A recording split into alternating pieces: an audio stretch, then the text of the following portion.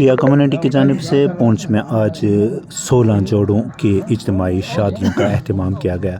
बता दें कि गुजरात की एक अंजुमन है जिसके इश्तराक से ये प्रोग्राम मुनक्कद किया गया। इस दौरान पूंछ की तमाम मज़ाहिब के लोग जो हैं वो इसमें शामिल हुए।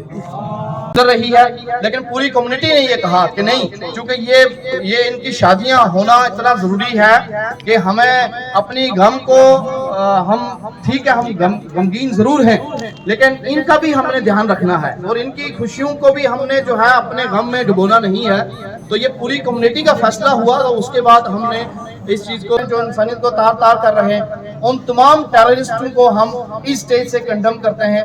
और हमारा हिंदू मुस्लिम सिख इतिहाद जो है, मैं एक नारा लगाऊंगा।